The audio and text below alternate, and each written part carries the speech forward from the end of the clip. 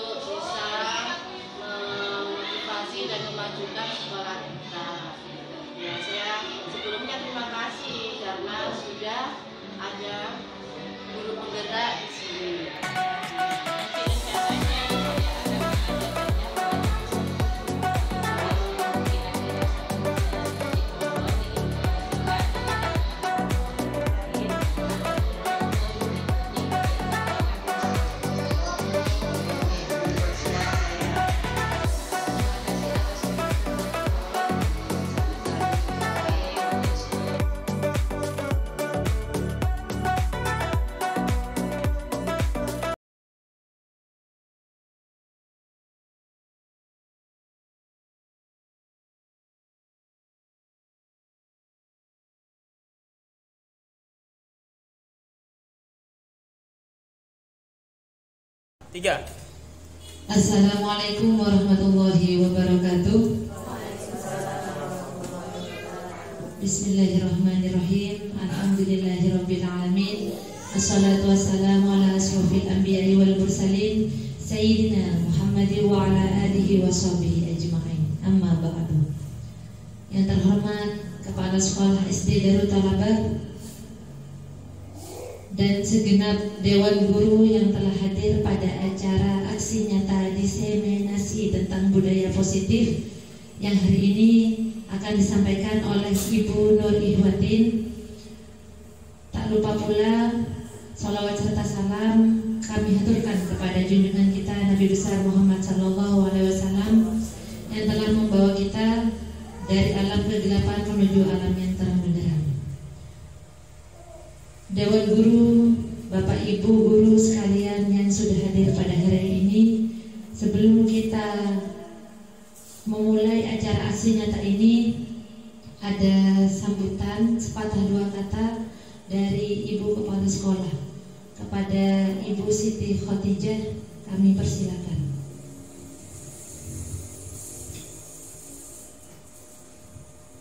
Assalamualaikum warahmatullahi wabarakatuh.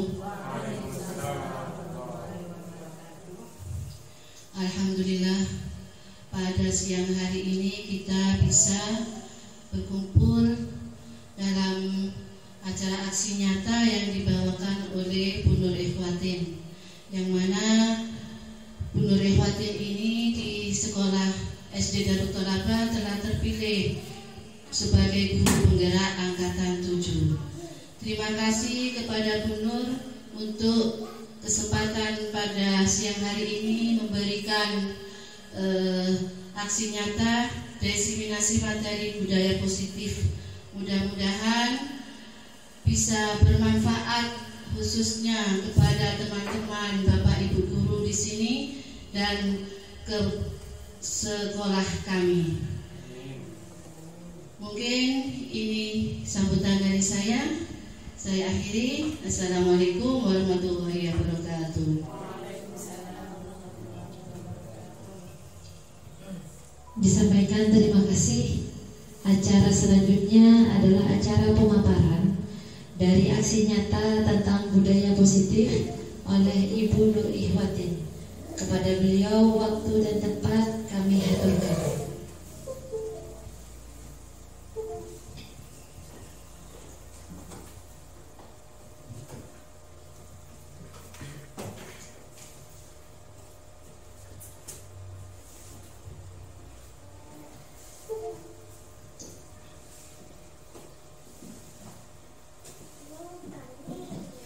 Bismillahirrahmanirrahim. Assalamualaikum warahmatullahi wabarakatuh. Bismillahirrahmanirrahim. Alhamdulillahirabbil alamin. Wassalatu wassalamu ala asyrafil anbiya'i wal mursalin sayyidina Muhammadin wa ala alihi wa sahbihi ajmain. Amma ba'du. Yang kami hormati Ibu Kepala Sekolah SD Darut Thalabah beserta seluruh jajaran Dewan Guru. Syukur alhamdulillah pada kesempatan kali ini kita dapat berkumpul dalam keadaan sehat walafiat. Salawat serta salam semoga tetap tercurah limpah kepada junjungan kita Nabi Agung Nabi Muhammad Sallallahu Alaihi Wasallam yang senantiasa kita harapkan syafaatnya. Mohon izin kepada Ibu Kepala Sekolah, pada siang hari ini saya akan memaparkan hasil dari pembelajaran modul 1.4 tentang budaya positif. Di sini ada beberapa materi yang akan saya sampaikan. Langsung saja kita mulai. Modul budaya positif ini merupakan modul yang ke-1.4 yang kami sampaikan di sini. Tujuannya yaitu untuk membagikan materi budaya positif kepada teman-teman guru di sekolah, dan yang kedua tujuannya yaitu menumbuhkan budaya positif di sekolah dengan meyakini nilai-nilai kebajikan universal.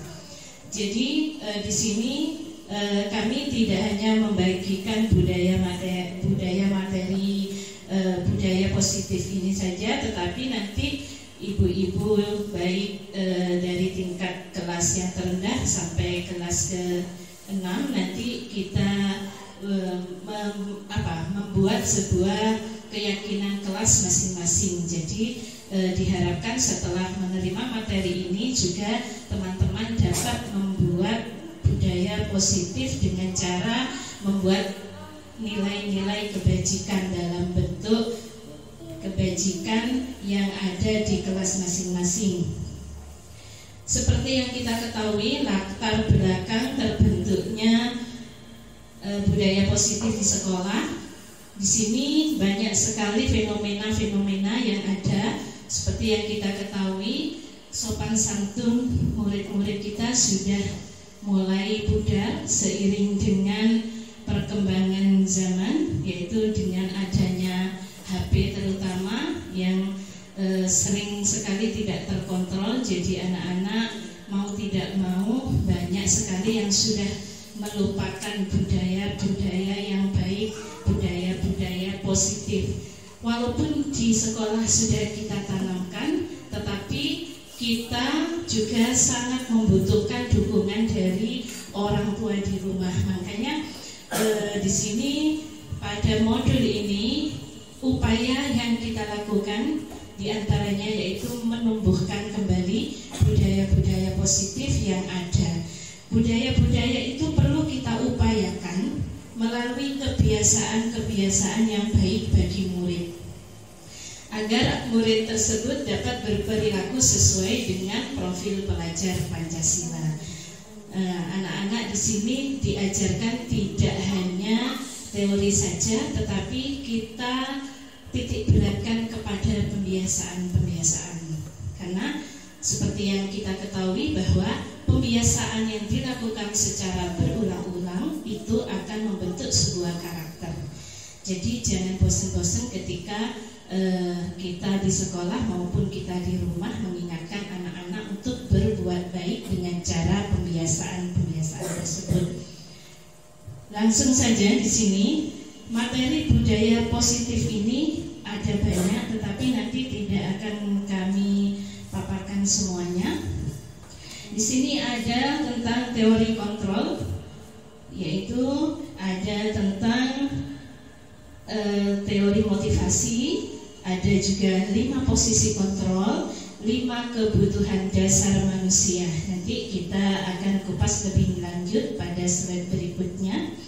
Sebelum saya lanjutkan, nanti saya mohon kepada teman-teman guru untuk bisa maju ke depan. Mohon kepada Ibu Hofi, silakan maju ke depan Ibu Hofi. Kita akan bermain dengan permainan yang kira-kira kita ini sambil menerangkan tentang budaya positif. Mohon Ibu Hofi didampingi oleh Ibu Nola. Ibu Nola. Ibu Hofi mohon dituliskan satu kata atau satu yang jenengan anggap paling baik atau yang jenengan anggap paling berharga dalam hidup Bu Hofi. Siapa yang paling berharga dalam hidup Bu Hofi? Sementara digenggam di dalam dicoret itu ya, kemudian digenggam di telapak tangan. Ibu Nola dengan berbagai cara bisa mengambil dari Ibu Hofi, karena itu merupakan hal yang anggap itu adalah yang paling berharga menurut Bu Hofi. Bu Nola bisa dengan cara apapun, nggak apa-apa, dengan cara membujuk atau dengan cara pokoknya ini jenengan Bu Nola harus bisa mengambil ini. Silakan Bu Nola.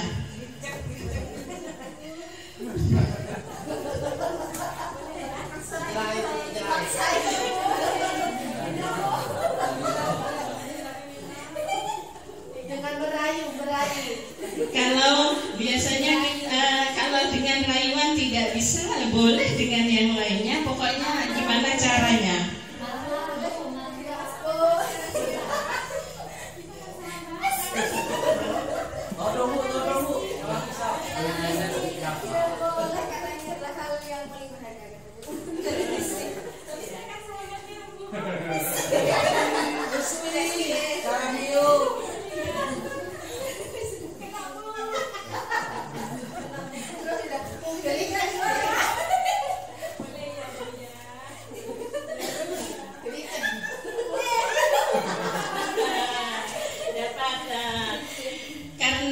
Kira-kira menurut Bu Hofi, kenapa kok genggamannya ini sampai terlepas Bu Hofi?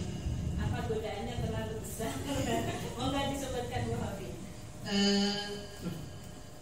Genggamannya mungkin kurang erat, tadi saya jadi licin. Ya, kemudian untuk Bu Nola kok sampai bisa berhasil mengambil genggaman yang sangat berharga itu? Dengan cara apa? Trik-trik apa Bu? Salah satunya saya sangat penasaran dengan apa yang berharga dari kehidupannya Bu Hofi, makanya saya berusaha dengan cara apapun tahu ya. Terima kasih, kita beri aplaus buat kedua teman kita. Silakan kembali. Terima kasih. Ini merupakan salah satu permainan ya, yang mana di sini Bu Hofi itu menggenggam sesuatu yang sangat berharga. Bu Hofi sebenarnya semuanya kontrol itu terletak di mana? Kontrol itu terletak di Bu Hofi apa Bu Nola? Kontrol untuk membuka genggaman. Kontrolnya yang menggenggam. Ya. Sebenarnya kontrol untuk menggenggam yang erat tadi itu memang tergantung kepada yang menggenggam, yaitu Bu Hofi. Ini artinya apa? Bahwa sebenarnya kita diibaratkan Bu Hofi ini murid, kemudian Bu Nola itu tadi guru. Bu Nola itu kan tadi meminjam atau mengambil dengan berbagai cara ya, mulai dari merayu, mulai dari menggelitik, sampai pada akhirnya dengan kekuatannya Bu Nola bisa mengambil kertas yang ada di Bu Hofi. Sebenarnya murid-murid kita itu ketika kita kontrol, sebenarnya murid-murid itu bersedia untuk dirinya dikontrol. Kalau murid-murid tidak bersedia, kita tidak bisa mengontrolnya. Untuk itu, pada pertemuan kali ini, pada budaya positif kali ini, kita butuh sosok guru, yang mana guru itu tidak hanya mengambil dengan memaksa, tapi yang pertama kita lakukan adalah dengan pendekatan persuasif, atau dengan membujuk, atau dengan dialusi terlebih dahulu. Nah, baru nanti anak-anak karena dengan dibilangin secara terus-menerus, nanti anak-anak lama-kelamaan akan bersedia mengizinkan dirinya untuk dikontrol. Seperti itu. Itu hanya sebuah permainan. Jadi sebenarnya guru ini mengupayakan agar murid-murid yang kita tangani ini bisa kita kontrol. Seandainya murid itu kukuh tidak mau dikontrol, mungkin bisa saja kita tidak bisa mengontrolnya. Tetapi seperti yang saya ungkapkan tadi, bahwa kebiasaan-kebiasaan kita itu akan menjadi tauladan anak-anak, yang mana nanti anak-anak bisa sengkah atau bisa segan.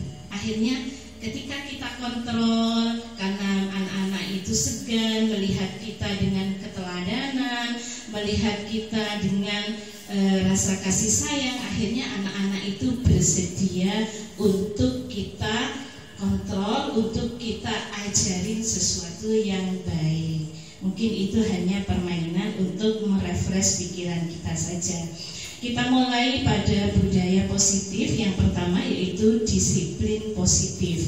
Disiplin positif merupakan unsur utama dalam terwujudnya budaya positif, yaitu cara mengontrol diri dan menguasai diri untuk memilih melakukan tindakan berdasarkan motivasi intrinsik.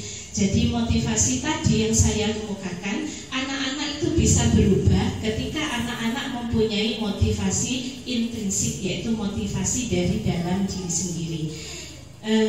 Seperti tadi, kita dekati dengan hati, dengan keteladanan. Insya Allah nanti anak-anak itu bisa menumbuhkan motivasi intrinsik. Begitu juga sebaliknya kita sebagai seorang guru juga seperti itu.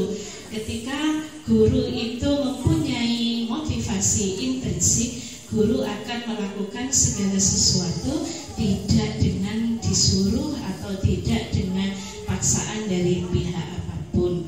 Jadi motivasi intrinsik ini sangat penting untuk diterapkan baik dari guru sendiri maupun dari murid.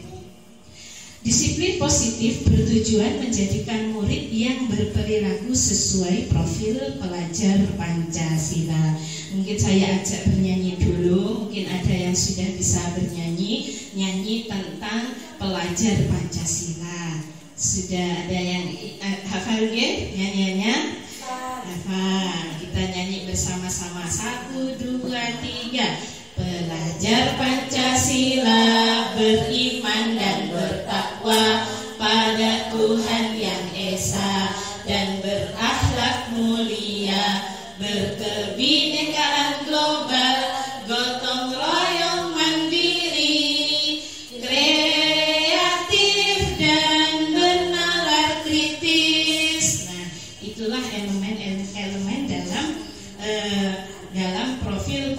belajar Pancasila. Jadi kita harapkan nanti anak-anak didik kita itu memiliki elemen-elemen tersebut yang sudah kita nyanyikan.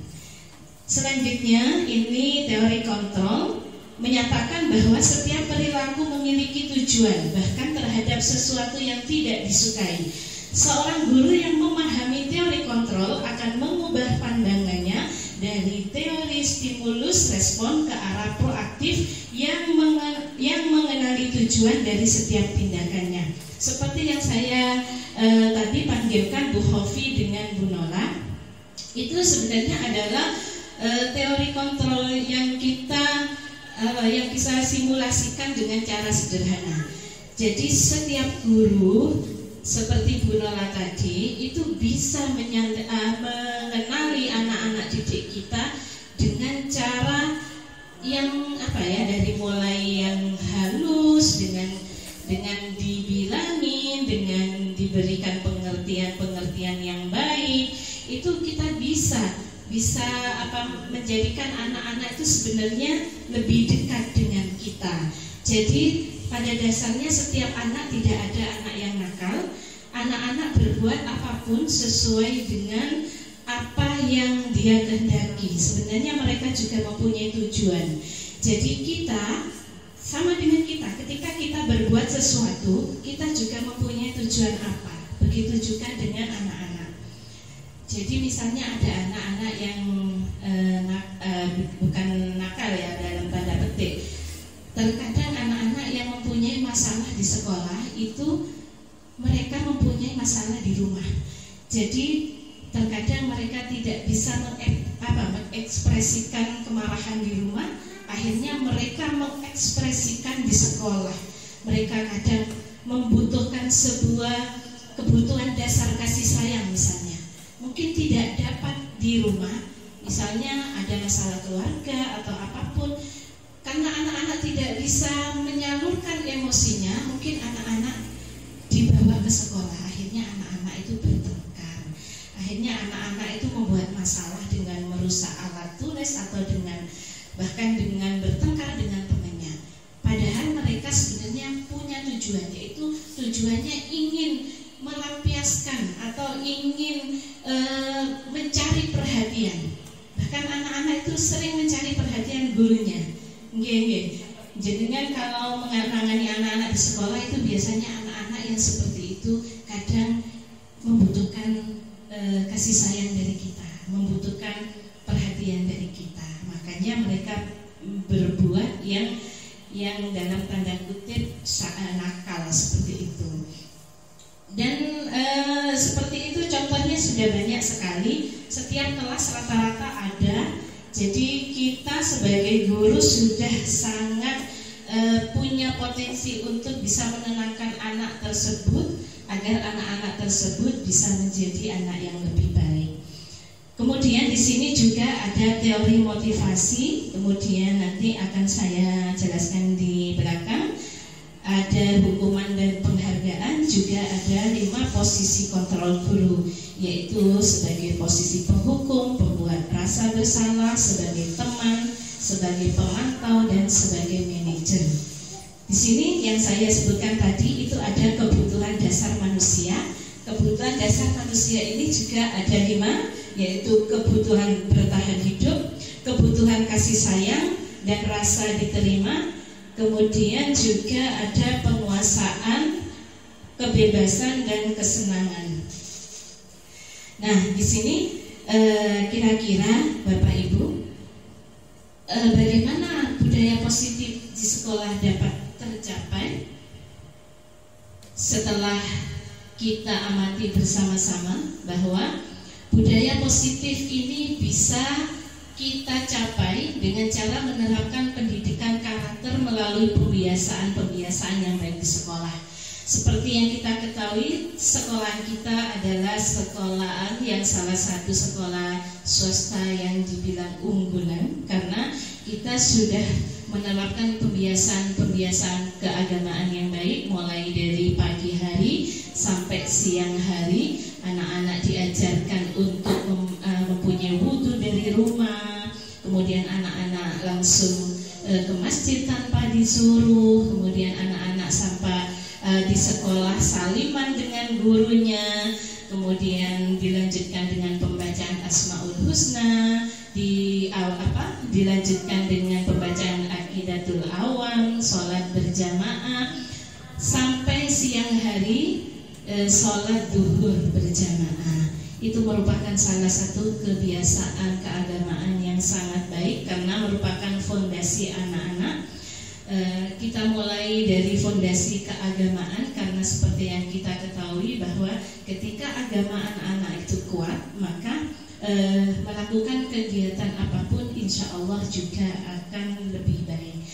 Kita mulai dari hal-hal yang paling kecil, yaitu menjaga wudhu, mengajarkan anak-anak untuk jujur ketika dia punya wudhu. Ketika tidak punya wudhu langsung kejeding, langsung ambil wudhu. Itu hal yang kecil.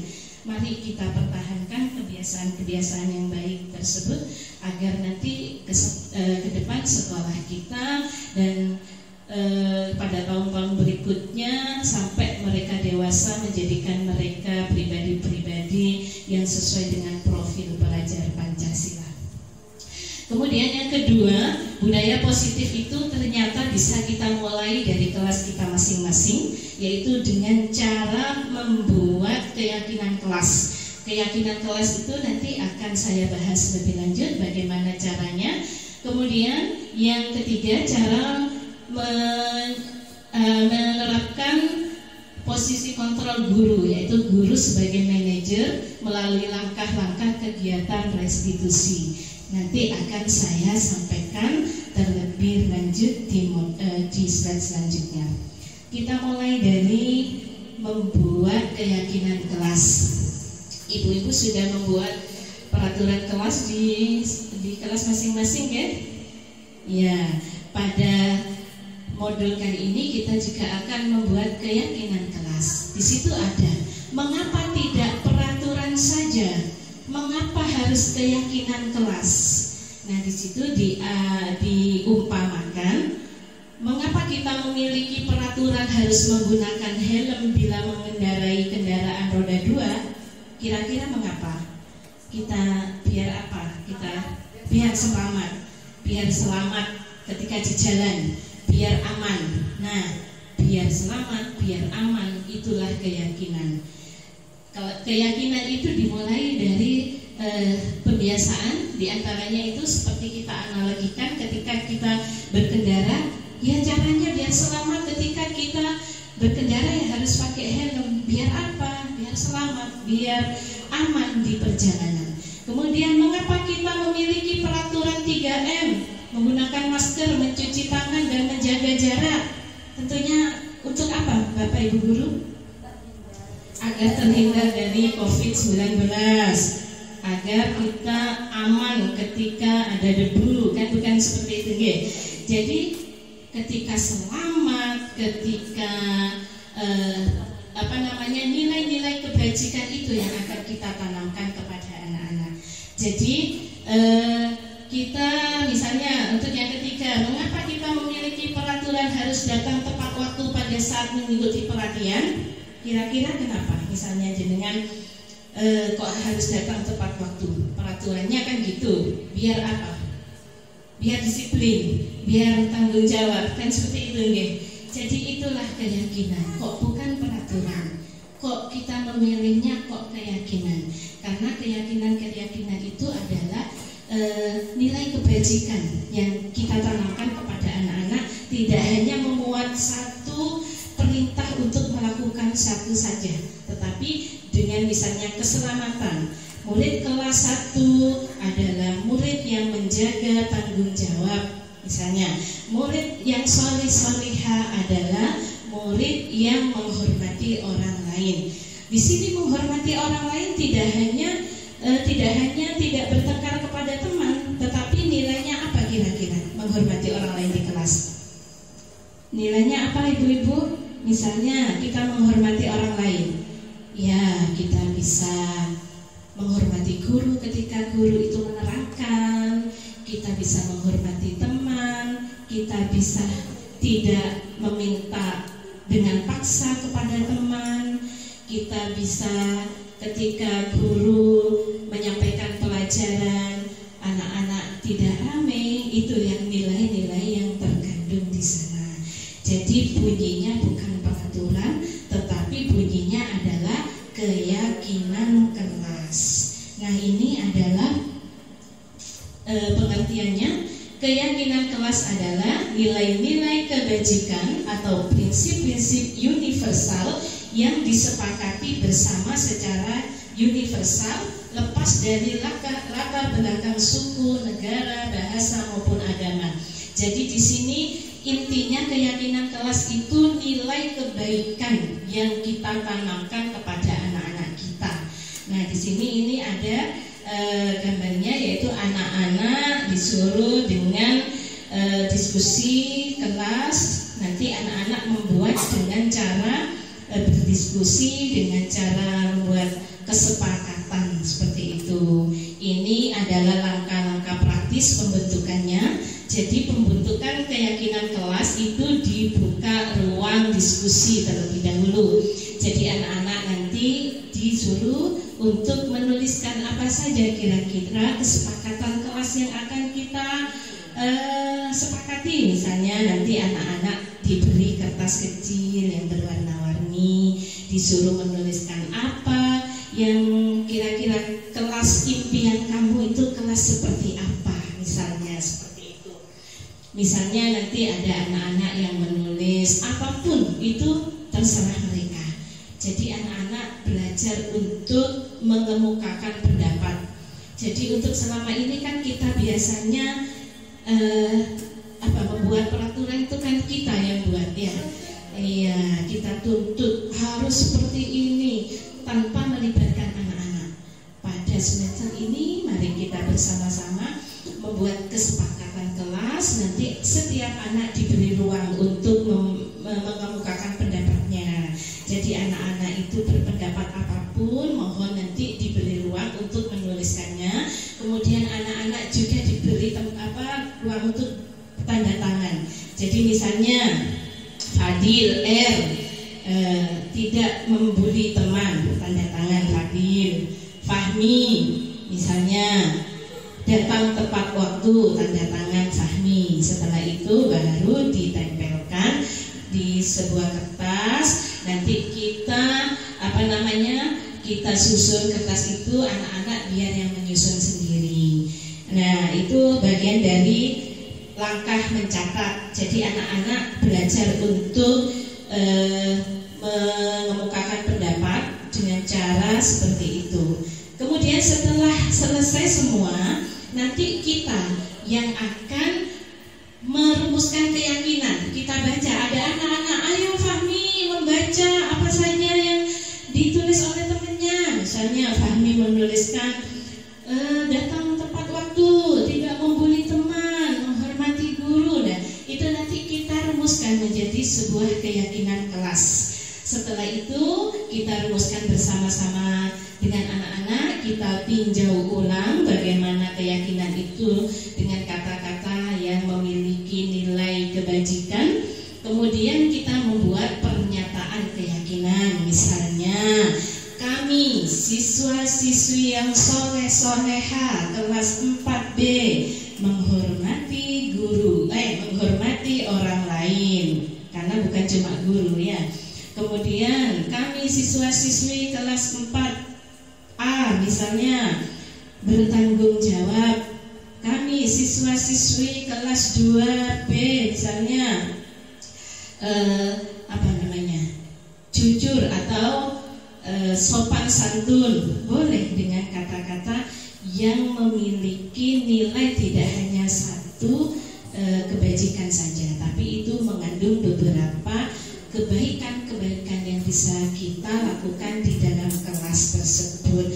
Kemudian anak-anak disuruh tanda tangan. Setelah itu, setelah selesai kita pajang di kelas kita dan kita taruh di tempat yang sekiranya ramah anak, bisa dijangkau. Nah, ini adalah contoh keyakinan kelas kita yang di sebelahnya, yang merupakan kesepakatan kelas ini yang bisa menjadi keyakinan kelas. Kira-kira yang mana Bapak Ibu? Iya, yang benar sekali. Yang kesepakatan kelas yang tidak ada gambar TK-nya itu ya. Kalau itu masih kesepakatan kelas, kalau yang keyakinan kelas untuk mungkin, tapi kalau untuk tingkat SD mungkin nanti dibuatkan butir. Misalnya untuk kami guru dan murid yang saling menyayangi, nanti dibuatkan butir-butir kesepakatan. Misalnya saya saling menyayangi itu apa? Ya tidak boleh mengganggu teman, tidak boleh bertengkar ketika di masjid, tidak boleh bertengkar ketika di sekolah, dan lain-lain. Nanti dari kata-kata yang dibuat anak-anak itu kita bisa tuangkan dalam butir-butir itu. Jadi keyakinan kelas itu yang lebih luas. Pas anak-anak yang menuliskan butir-butir kebajikan kelas itu nanti kita tempelkan di sebelahnya sebagai indikator menyayangi itu apa sih? Menyayangi itu ini. Kemudian semangat belajar, misalnya ketika guru menerapkan anak-anak mendengarkan dengan antusias. Jadi butir-butir itu bisa kita tambahkan agar anak kelas SD itu lebih memahaminya. Kemudian materi selanjutnya, nah ini yaitu bedanya peraturan dan keyakinan. Ini yang saya jelaskan tadi. Kalau peraturan itu misalnya kata-kata atau redaksinya itu selalu kembalikan buku ke tempatnya. Itu merupakan tanggung jawab. Kalau kata-kata dalam keyakinan kelas, misalnya lagi dilarang mengganggu orang lain. Keyakinan kelas yang bisa kita tuliskan nanti menghormati orang lain. Hadir di sekolah 15 menit sebelum pembelajaran dimulai. Keyakinan kelas yang bisa kita tuliskan yaitu menghormati orang lain, berkomitmen. Terus itu kata-kata redaksi, dilarang melakukan kekerasan. Kita bisa membuat kata-kata keyakinan kelas, keselamatan, menghormati orang lain.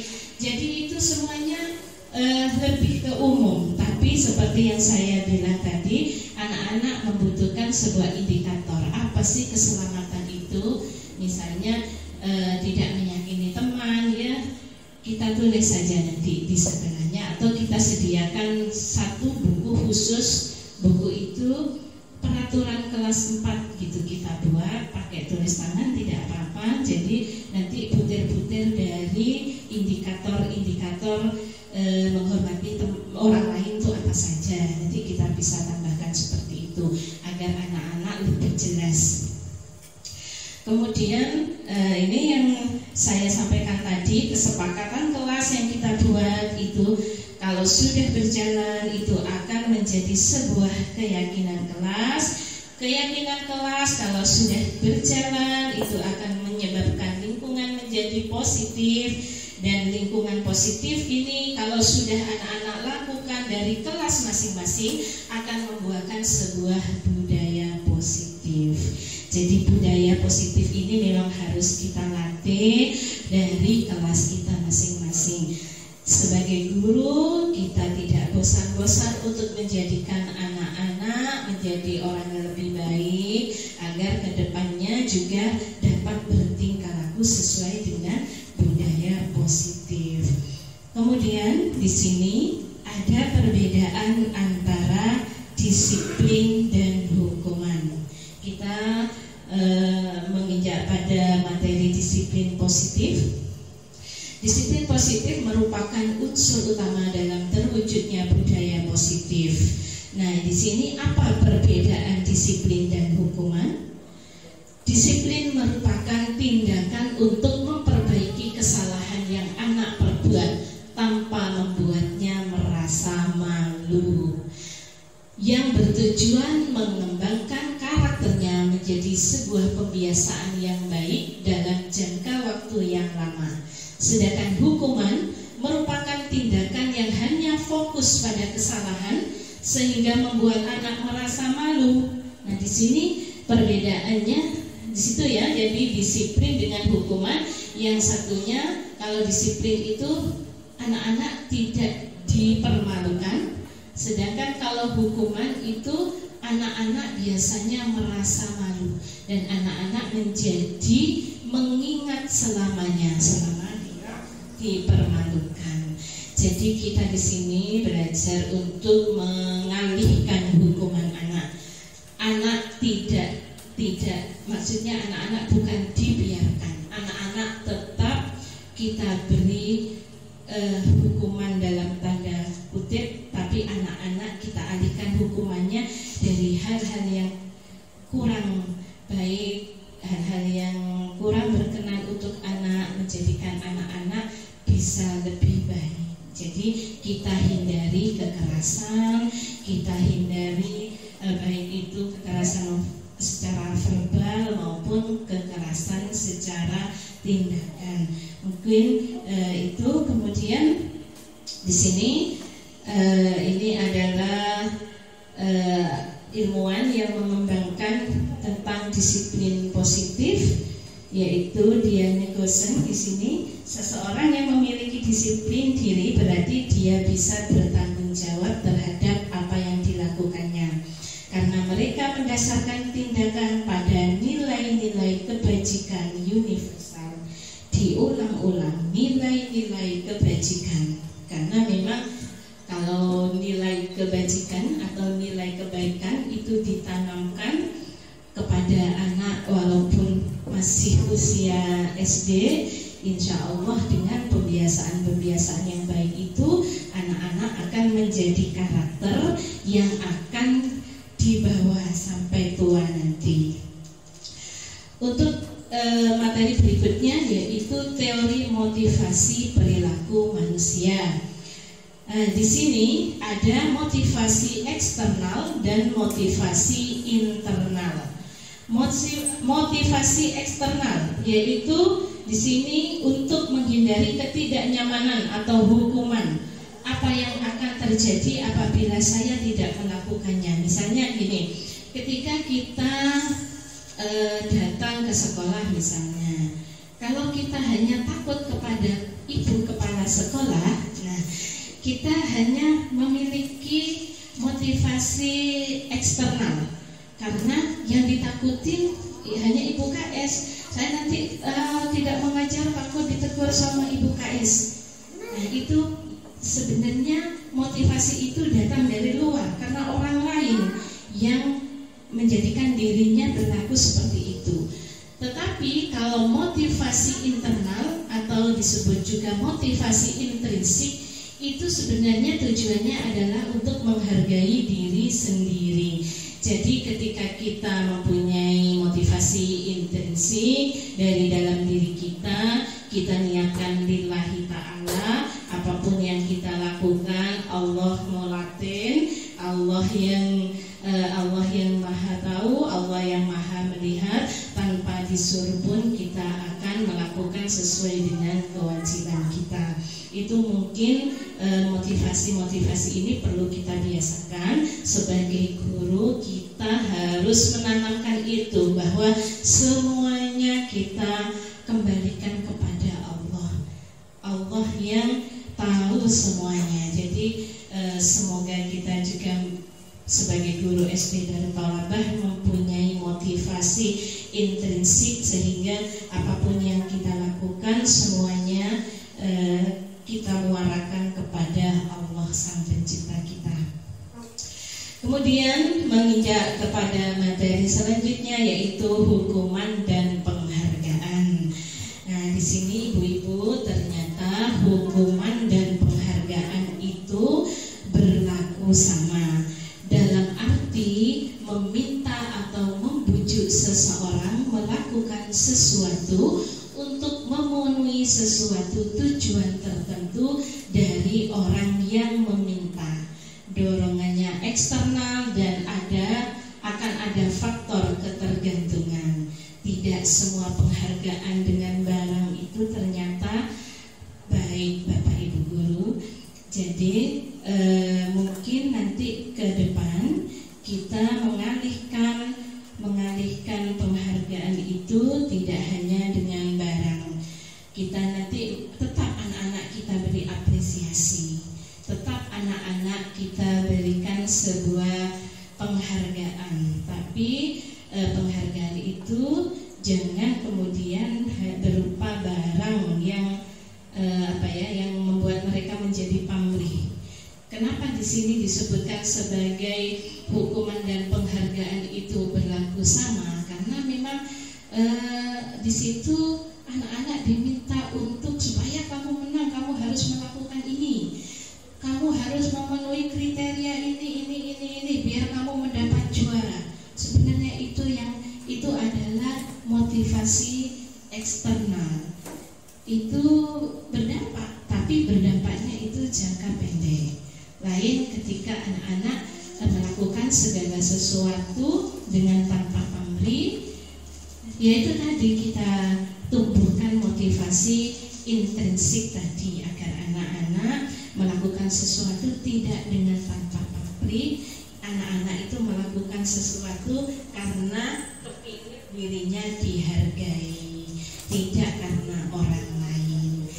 Di sini ada beberapa dampak dari pemberian penghargaan yang berlebihan, diantaranya pengaruh jangka pendek dan jangka panjang, seperti yang saya sebutkan tadi, bahwa ternyata memberikan penghargaan yang berupa barang itu hanya berpengaruh jangka pendek, karena itu merupakan motivasi eksternal. Ketika anak-anak sudah mendapatkan, itu biasanya akan berhenti, kecuali ketika dia ingin mendapatkan kembali, dia akan berusaha lebih baik lagi. Kemudian penghargaan itu menghukum, seperti yang kita ketahui, terkadang anak-anak yang hanya ingin mengejar ranking 1, itu anak-anak sangat ingin melakukan sesuatu itu ekstra, sampai dia itu tidak enjoy melakukan sesuatu. Jadi misalnya anak-anak yang ingin ranking 1 itu belajarnya itu sampai dipaksa, sampai kadang sakit, sampai terbawa dia itu sampai di bawah alam sadarnya dia itu kepingin mendapatkan itu agar saya tetap ranking 1. Bukan tidak penting ranking 1, tetapi kembali tadi, jangan mengharapkan hadiah itu loh. Kita tetap harus belajar maksimal, tetap berusaha maksimal, tetapi penghargaan yang berupa barang itu yang nanti kita minimalisir untuk kedepannya. Nanti bisa kita apresiasi dengan cara yang lebih bijak. Kemudian penghargaan itu tidak efektif karena hanya berpengaruh jangka pendek. Kemudian penghargaan merusak hubungan, seperti yang kita ketahui ketika diumumkan ranking 1, yang bahagia hanya ranking 1, ranking 2 tidak bahagia, apalagi ranking 30 itu merasa terhukum dan itu merasa malu, apalagi ketika ranking itu diposting menjadi sebuah grup WA. Nah, itu akan dilihat oleh siapapun, dan anak-anak dengan posisi yang rendah itu akan merasa malu, sehingga anak-anak menjadi sangat terpuruk. Ya, kalau anak tersebut mempunyai mental yang kuat, ketika anak-anak tersebut mentalnya kurang kuat, anak-anak akan tambah frustasi dan anak-anak akan merasa dipermalukan. Makanya untuk kurikulum merdeka dan kurikulum yang ke-13 ini sudah tidak ada ranking-ranking tersebut untuk mensiasati. Kemudian ini ibu-ibu, bapak-bapak, program kebajikan atau apresiasi yang dapat kita lakukan, walaupun tidak berupa barang, kita dapat memberikannya perlakuan secara khusus. Misalnya ada siswa di kelas kita yang sangat jujur, menemukan uang 2.000 dikasihkan ke gurunya, menemukan pensil 1 dikasihkan ke gurunya. Kita berikan pengakuan secara khusus, misalnya terima kasih kepada Mas Alan, kita beri tepuk tangan untuk Mas Alan karena Mas Alan jujur menemukan uang. Nah, itu anak-anak menjadi sangat senang dan bangga. Kemudian kita buat secara pribadi, pengakuan secara pribadi, kita dekati anak.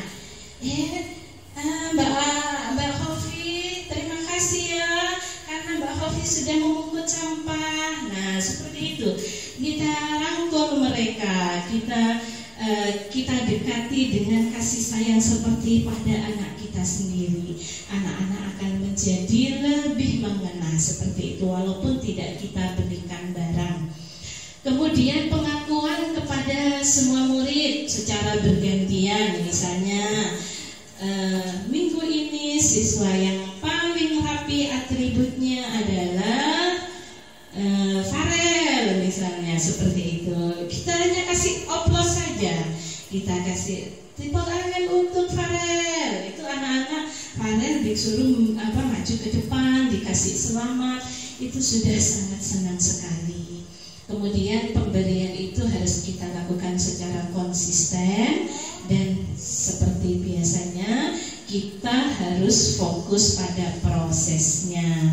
Jadi ketika anak-anak itu diberi apresiasi, anak-anak itu sebenarnya kita ajarin untuk berproses. Jadi anak-anak dibiasakan agar anak-anak dapat meraihnya walaupun itu tanpa dengan imbalan, hanya dengan pengakuan atau hanya dengan sebuah apresiasi tepuk tangan saja. Nah, ini contohnya yang saya contohkan tadi.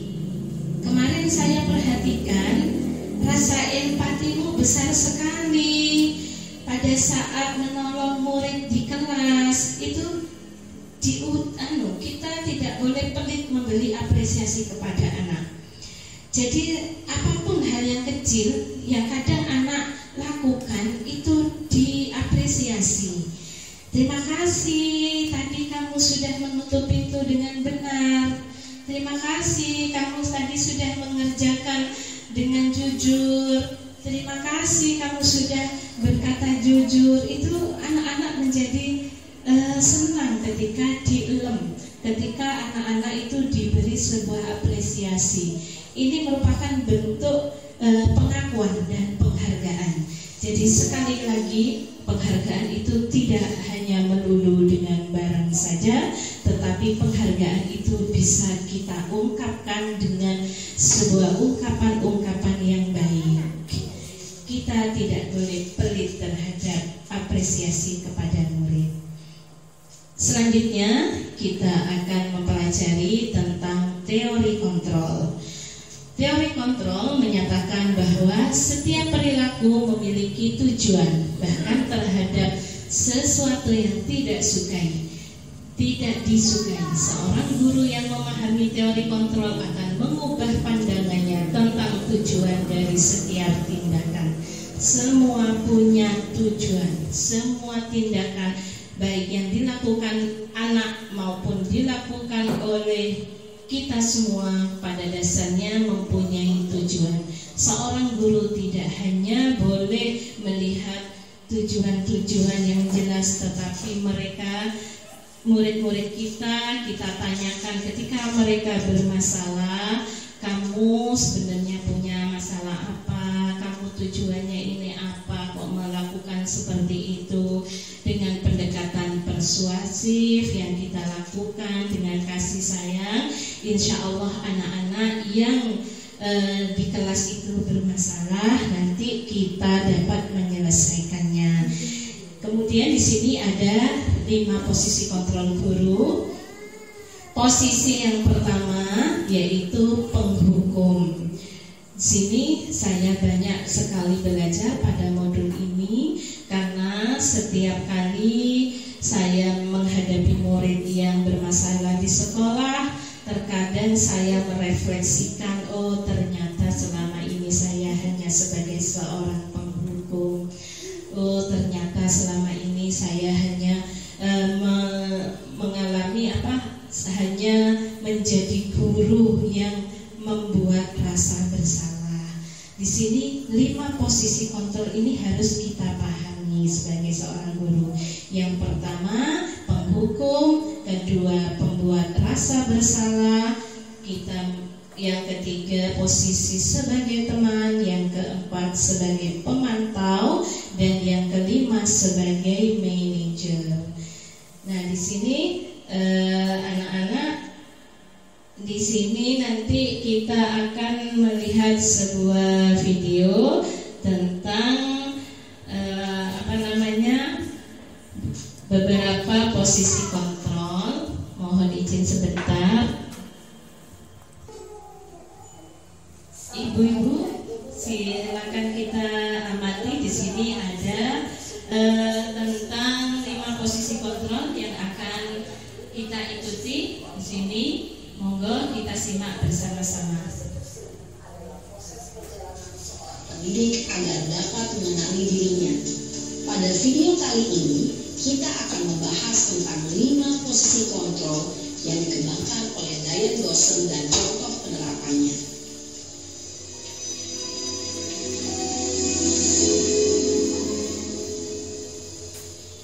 Lima posisi kontrol itu adalah: 1. Posisi penghukum. 2. Posisi pembuat merasa bersalah. 3. Posisi teman. 4. Posisi pemantau atau monitor. Dan 5. Posisi manajer.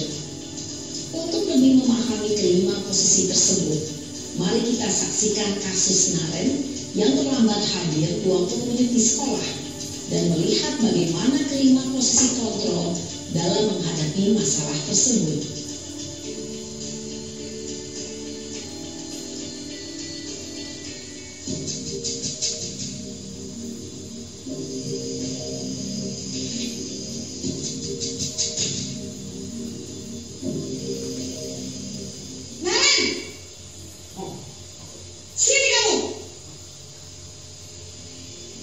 Selamat pagi, Bu. Selalu terlambat.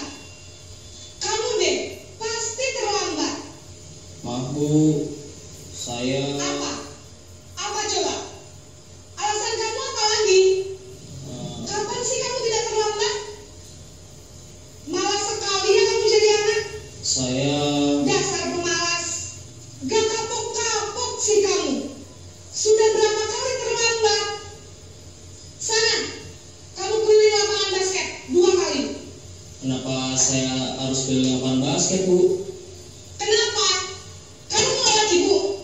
Berani-beraninya jawab. Sudah terlambat, masih berani jawab enggak? Sekarang, keliling lapangan basket 5 kali sekalian. Biar kapok. Cepat. Pergi sana ke lapangan basket.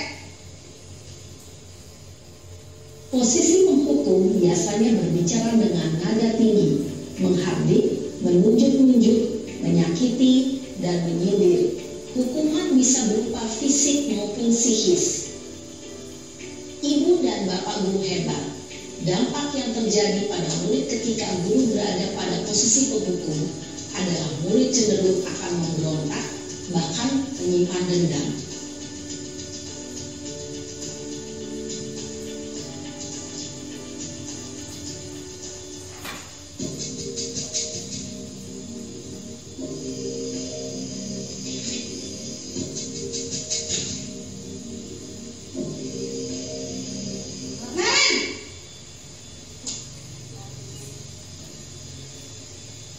Selamat pagi, Bu.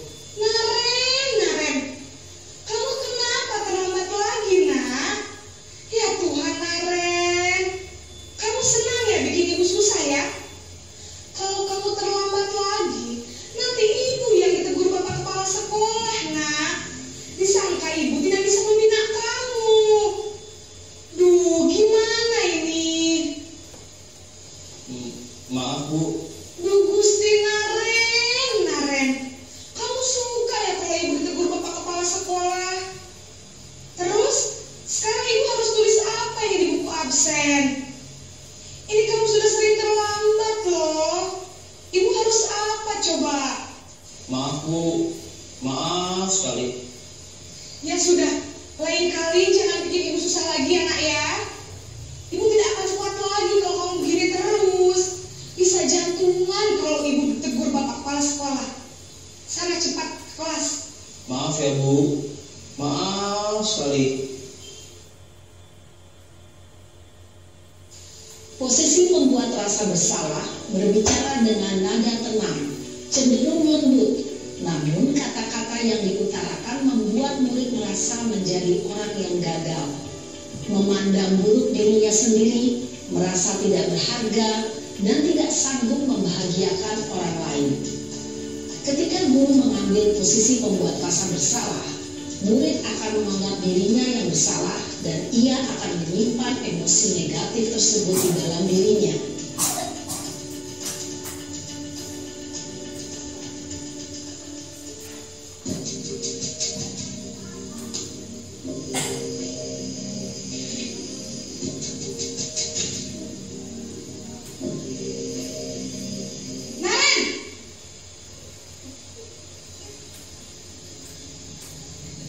Selamat pagi, Bu. Wah, sudah jam berapa ini, Nak? Terlambat lagi ya, sayang? Iya, Bu. Habis ibu saya lupa bangunkan saya, Bu. Kamu malah menyalahkan ibu kamu. Kamu bukannya anak yang larinya paling kencang. Kok terlambat sih? Iya, Bu. Saya memang terlambat bangun tadi. Jadi, biarpun saya lari kencang, tetap gak kekejar, Bu. Ya sudah sana. Nanti lain kali larinya lebih kencang lagi ya. Biar gak terlambat lagi. Bikin seneng ibu. Demi ibu. Bisa kan? Bisa, Bu. Ya sudah sana masuk kelas. Ibu beresin urusan absen kamu. Kamu ini ada-ada saja. Dalam posisi teman, guru berbicara dengan nada suara ramah, akrab, cenderung bersendal gurau untuk menjaga suasana tetap santai. Murid akan merasa senang, aman, dan akrab dengan guru. Identitas yang tercipta adalah identitas sukses atau berhasil. Namun, perlu diingat, karena ini masih dorongan eksternal, maka ada faktor ketergantungan dari murid kepada orang tertentu. Di sini guru aksennya, sehingga di lain waktu murid bisa berperilaku baik, namun hanya kepada orang-orang tertentu saja.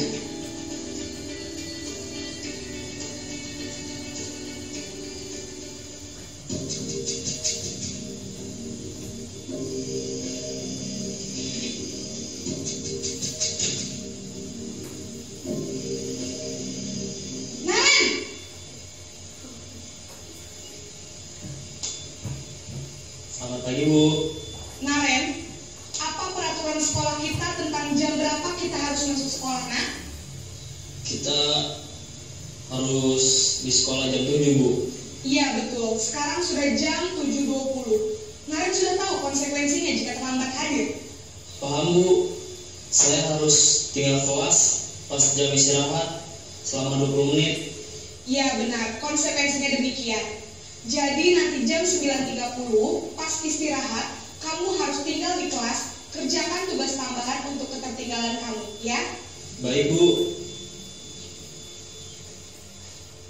Posisi pemantau mengandalkan penghitungan atau data untuk mengontrol murid. Guru mengarahkan murid berdasarkan peraturan dan konsekuensi. Seorang pemantau menunjukkan bahasa tubuh dan ekspresi wajah yang datar dan cenderung formal.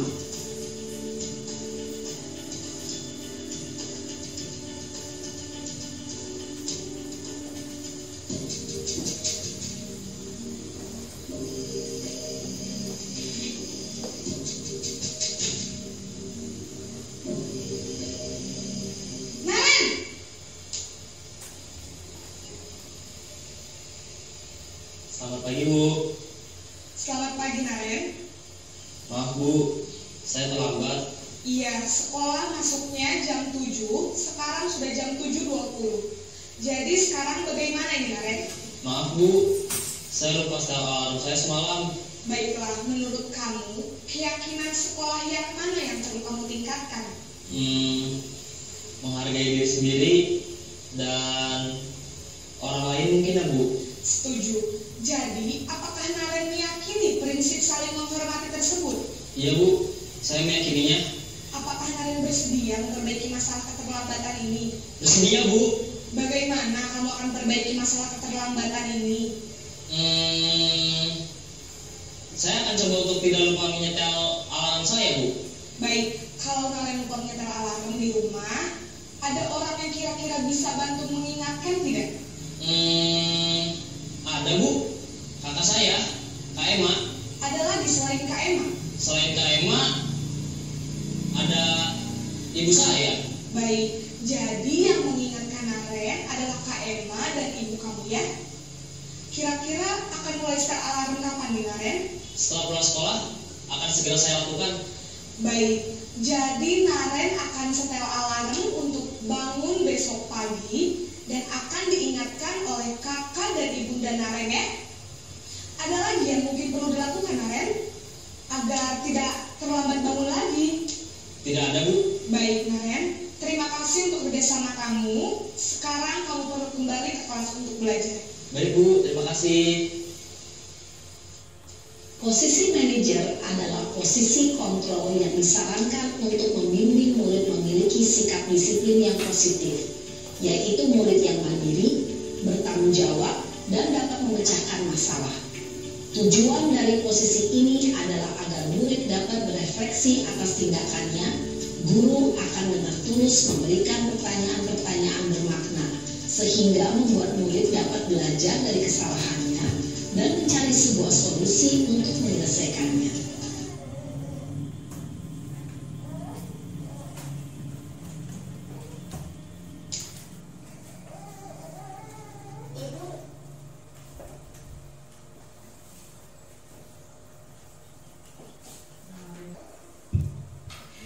Baik Bapak Ibu, di sini kita sudah menyimak ada 5 posisi kontrol yang dimiliki oleh seorang guru. Nah, setelah menyimak materi yang barusan, kira-kira kita berada di posisi kontrol yang mana?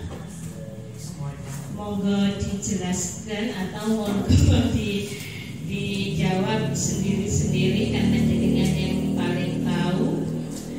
Nah, pada modul ini kita harapkan bahwa nanti ketika kita mengalami hal-hal seperti itu, kita diharapkan untuk menjadi seorang manajer. Jadi anak-anak yang mempunyai masalah kita ajak untuk menyelesaikan masalah tersebut dengan mereka berinisiatif sendiri. Walaupun anak-anak kelas SD perlu kita bimbing, tapi ketika kita arahkan, insya Allah semuanya pasti akan bisa seperti itu. Mungkin untuk selanjutnya saya lanjutkan tentang ada hubungannya dengan posisi kontrol ini.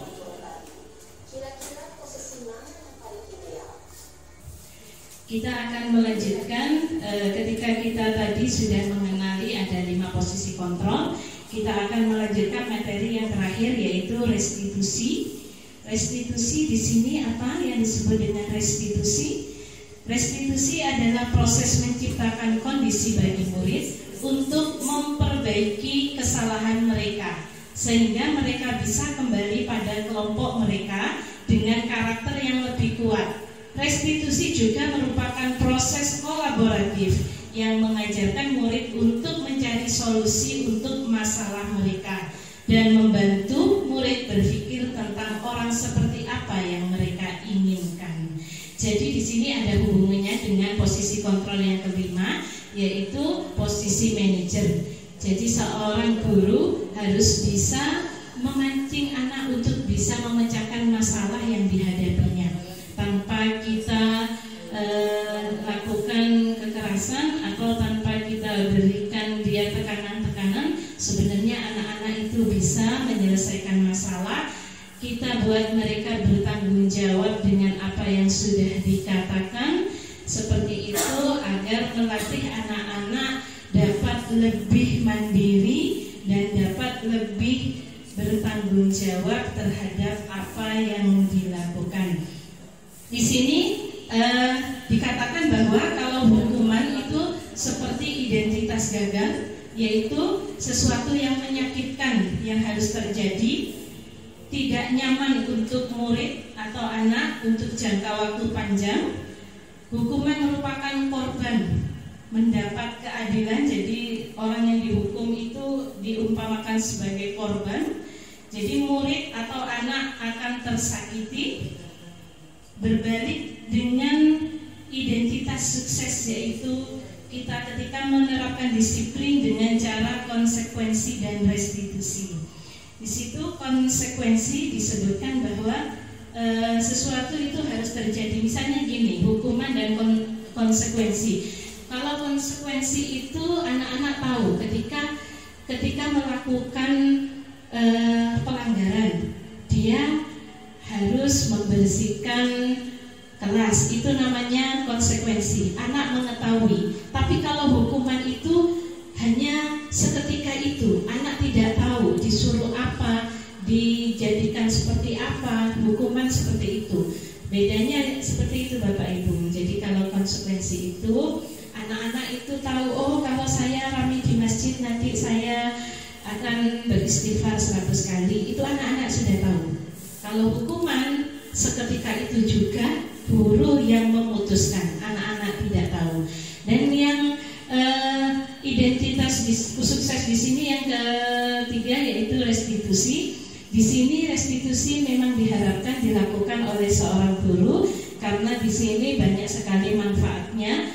Anak-anak diajarkan untuk menguatkan dirinya dalam jangka waktu panjang, dan anak-anak dapat menjadi lebih kuat secara kedewasaan. Juga anak-anak dapat bertanggung jawab terhadap perilakunya. Kemudian restitusi itu dilakukan karena fokus pada pemecahan masalah dalam jangka waktu panjang, dan anak-anak di sini diajak untuk mengingat kembali keyakinan kelas yang sudah dimiliki. Jadi anak-anak yang sudah menyepakati kesepakatan di keyakinan kelas yang anak-anak buat itu diingatkan kembali. Kamu apa ingat dengan keyakinan kelas yang sudah kita buat? Apakah kamu meyakininya? Pasti anak-anak nanti akan menjawab, iya Bu, saya ingat, saya meyakininya. Nah itu anak-anak terus diajak untuk menguatkan dirinya, untuk lebih bertanggung jawab dengan apa yang sudah mereka sepakati, dan tentunya murid di sini dapat menghormati dirinya dan orang lain. Segitiga restitusi ini meliputi 3 tahapan. Yang pertama, menstabilkan identitas dengan cara mengatakan seperti ini kepada anak-anak. Misalnya anak-anak itu salah. Iya, saya tahu setiap orang itu pasti punya salah. Bu guru juga pernah melakukan kesalahan. Nah, anak-anak distabilkan dulu. Setelah itu tahapan yang kedua ada validasi kebutuhan. Kita tanyakan, kenapa sih kamu itu melakukan itu? Alasannya kamu itu apa? Apakah ada cara yang lebih efektif untuk dapat menyelesaikan itu selain bertengkar? Nah, seperti itu. Iya, Bu guru tahu kamu melakukan ini karena alasan itu, misalnya. Kemudian tahapan yang ketiga yaitu menanyakan keyakinan. Seperti yang saya katakan tadi, bahwa kamu meyakini keyakinan kelas yang sudah kita buat?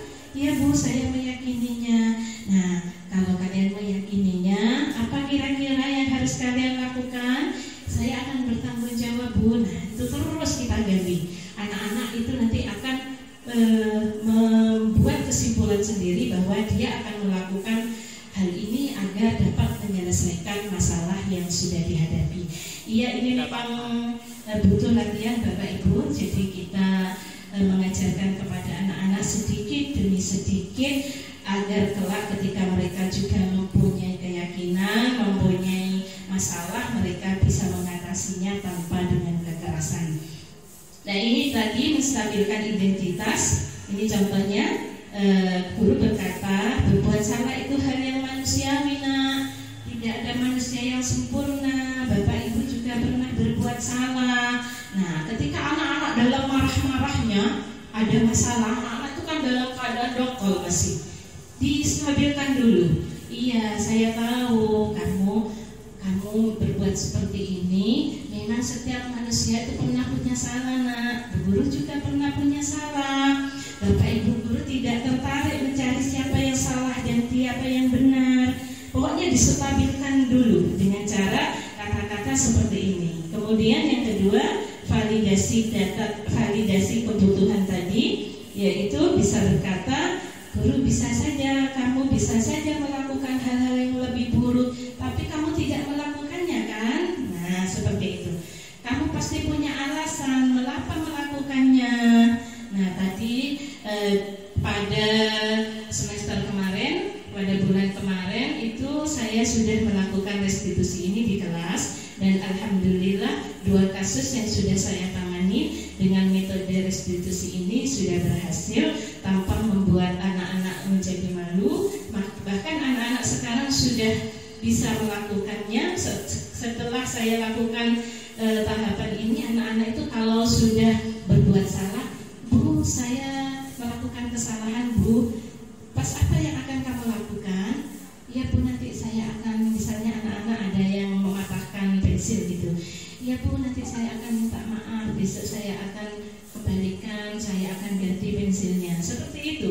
Jadi intinya anak-anak itu bisa dibilangin, anak-anak itu bisa diajak untuk menyelesaikan masalahnya masing-masing.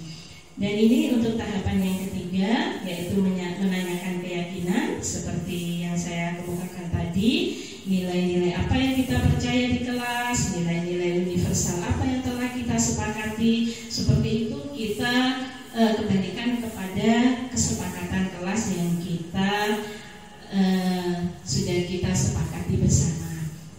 Bapak Ibu, dari serangkaian yang saya sampaikan ini, mungkin saatnya kita berefleksi, mungkin kita bertanya pada diri kita sendiri, apakah kita sudah menciptakan budaya positif di sekolah? Tentu saya mengakui, saya mengapresiasi semua guru yang ada di sini sudah sangat berbuat yang mendukung posisi atau mendukung budaya positif yang ada di sekolah dengan cara membiasakan kebaikan-kebaikan, membiasakan hal-hal yang baik. Itu sudah semuanya dilakukan sejak saya mengajar di sini.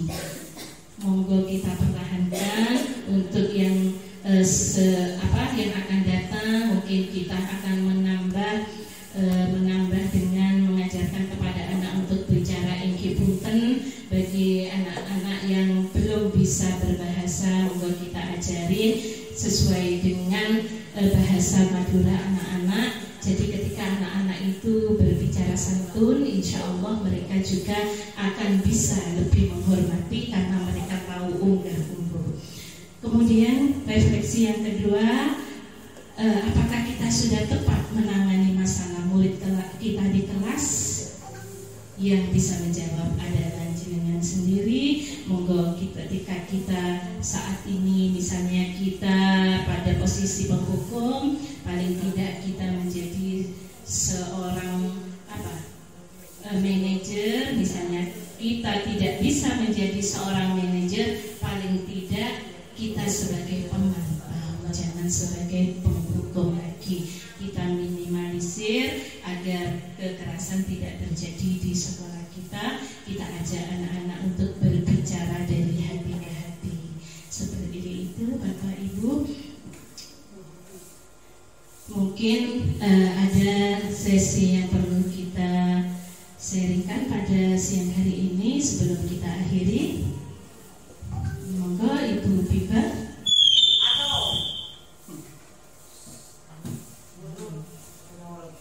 Assalamualaikum warahmatullahi wabarakatuh.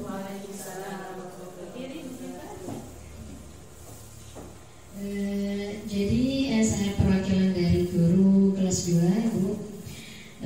Terkait dengan masalah anak-anak di sekolah itu, tentunya kita juga sering mengalami kewalahan. Nah, di sini kami sudah menangani murid dari segi kami, dari hati ke hati, dari segi punishment juga. Nah, bagaimana jika murid itu tetap mengulangi hal tersebut, Ibu? Monggo butuh masukan dan juga solusi bagaimana kita menghadapi Terima kasih. Wassalamualaikum warahmatullahi wabarakatuh. Terima kasih atas pertanyaan dari Ibu Biba.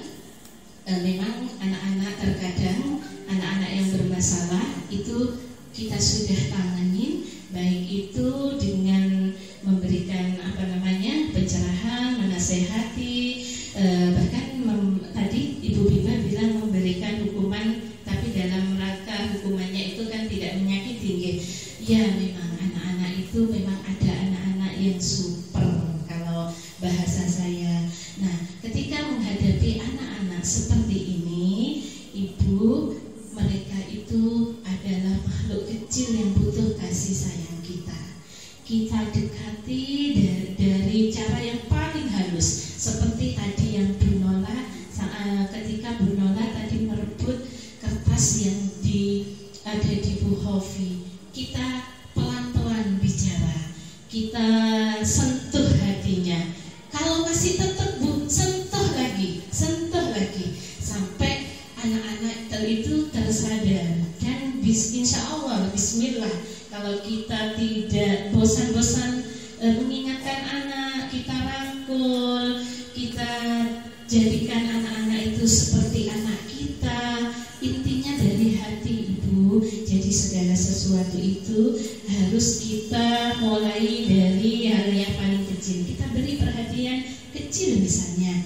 Terima kasih Mas siapa yang sering berbuat salah, misalnya Mas Abim misalnya ya. Terima kasih Mas Abim, tadi sudah membantu Ibu menghapus papan tulis. Tidak apa-apa Ibu, nanti dikasih tugas tambahan, misalnya Mas Abim ayo temannya dibantu itu ketika menggeser bangku, boleh diberi tugas-tugas seperti itu Ibu. Jadi berikan dia kepercayaan. Ketika dia merasa dipercaya oleh gurunya, insya Allah nanti anak-anak itu lambat laun dengan metode-metode pendekatan dari hati, anak-anak itu bisa kita ajak untuk berdamai dengan dirinya sendiri. Sebagai guru, jangan bosan-bosan untuk mengingatkan anak, walaupun anak itu dalam tanda kutip super seperti itu Ibu Biba. Cukup mungkin dari saya, kurang lebihnya mohon maaf. Terima kasih atas waktu, atas tenaga yang sudah Bapak Ibu curahkan di sini. Kurang lebih 1 jam kita belajar bersama. Semoga apa yang kita pelajari hari ini kita dapat mengaplikasikan untuk kelas kita, sehingga kita menjadi lebih baik ke depannya. Sebagai penutup, mohon kepada Bapak Ibu untuk memimpin doa agar acara pada siang hari ini barokah dan bermanfaat. Monggo Pak Ibu ke depan.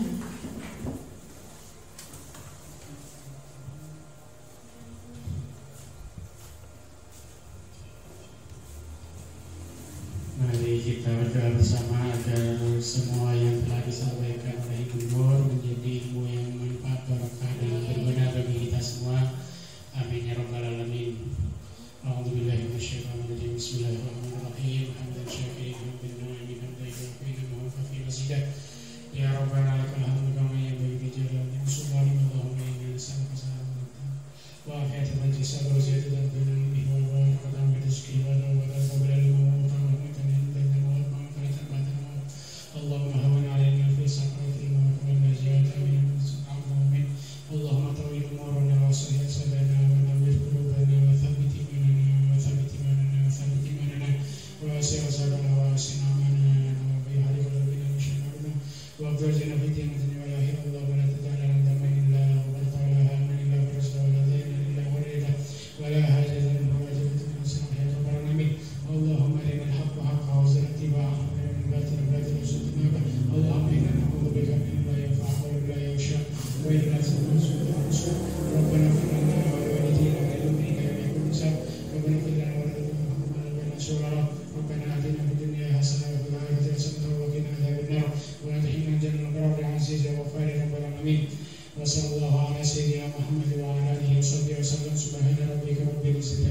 tersebut.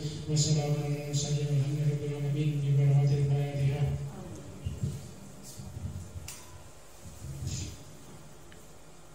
Terima kasih kepada Pak Hedo.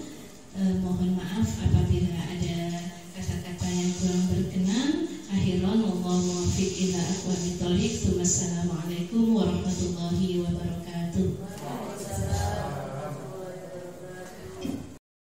Assalamualaikum warahmatullahi wabarakatuh. Waalaikumsalam warahmatullahi wabarakatuh. Anak-anak mohon perhatiannya, pada saat ini kita awal masuk pada semester 2. Sebelum kita memulai pembelajaran pada semester 2 ini, kita akan membuat keyakinan kelas. Apa itu keyakinan kelas? Keyakinan kelas adalah nilai-nilai yang harus kita miliki. Jadi nanti kalian menuliskan beberapa nilai yang kalian anggap baik. Nanti kamu tuliskan di kertas yang sudah Bu Guru bagikan. Kamu tuliskan apa saja yang kita anggap baik untuk kemajuan kita ke depan. Jadi silahkan kalian menulis keyakinan kelas atau peraturan kelas yang harus kita jalankan selama 6 bulan ini. Silakan anak-anak menulis, bisa menghormati orang lain atau terserah kalian. Tuliskan dalam selembar kertas. Silahkan ditulis mulai dari sekarang. Kemudian setelah menulis, anak-anak harus menandatangani di belakangnya. Ayo Mbak, silakan ditulis Mbak. Kalau sudah dituliskan, sekarang Bu Guru jelaskan. Anak-anak pernah ada aturan memakai helm? Ada kan? Ketika di jalan ada kalian disuruh sama Pak Polisi menggunakan helm. Berarti kalau disuruh menggunakan helm, anak-anak agar menjadi apa ketika berkendara? Agar selamat. Nah, itulah nilai-nilai atau keyakinan kelas kita. Dengan kita memakai helm, pasti kita nanti akan selamat ketika mengendara. Pernah menggunakan masker? Nah, ketika ada COVID-19 kemarin, kalian disuruh menggunakan masker. Agar apa kita menggunakan masker? Agar terjaga dari virus. Apalagi? Agar selamat juga kan? Agar ada nilai kesehatan juga. Sudah selesai menulisnya?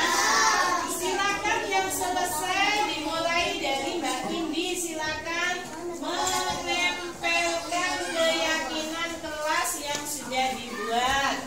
Dijejer di sini sudah ditandatangani Mbak Indi. Ya, silakan dijejer di tengahnya Mbak Indi. Ya, ditempel di sebelah sini. Yang sudah langsung maju ke depan untuk ditempel. Bergantian, ya bergantian. Ya bergantian. Berwarna-warni biar bagus ya. Ya silakan di selang-seling warnanya. Yang rapi. Mas Fahad sudah? Ya yang biru. Ya. Yang perempuan dulu tidak apa-apa dah. Berwarna-warni. Yang hijau, yang mana yang hijau? Tidak ada yang selesai yang biru. Ya taruh di atas Mas Fahad.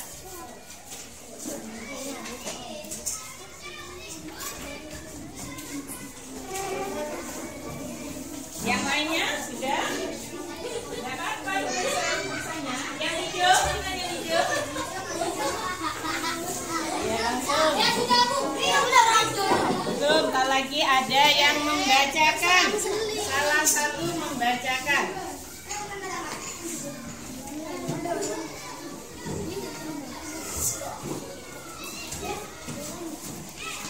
Ayo cepetan, yang sudah. Ya. Yang sudah silakan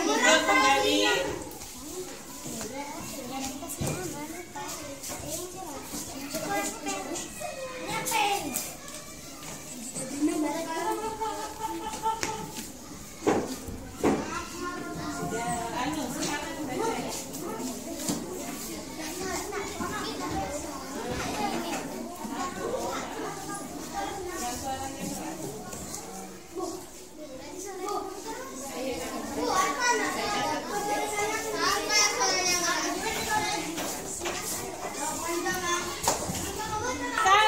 Satu orang untuk membacakan miliknya Mbak Aska. Dibaca dulu apa keyakinan kelas yang sudah ditulis.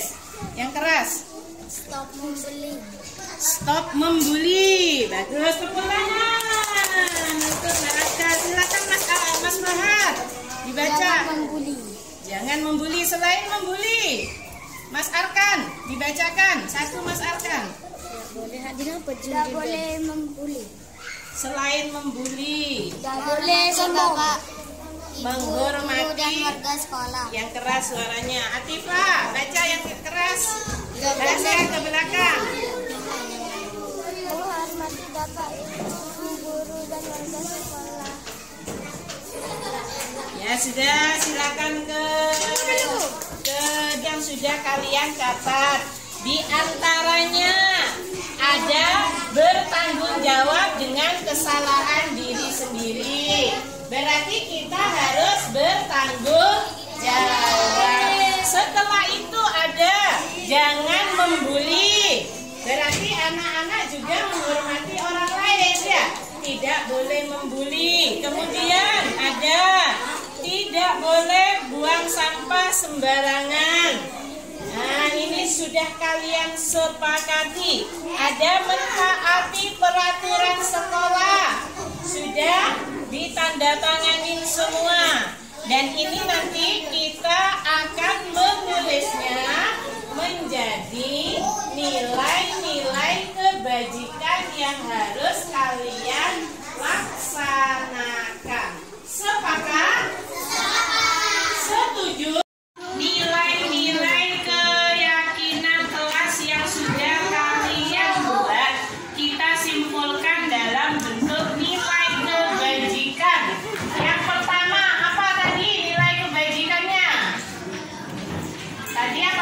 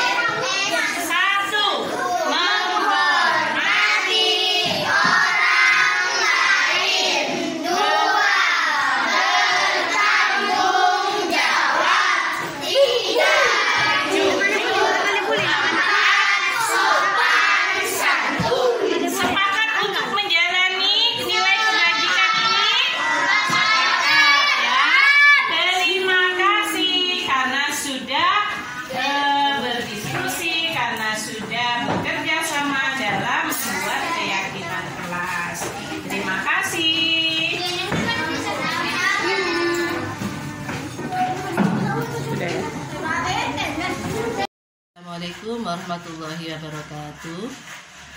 Terima kasih saya ucapkan kepada Bu Nur Ikhwatin sebagai calon guru penggerak yang mana sudah mengisi materi modul 1.4 budaya positif yang sudah diberikan kepada teman-teman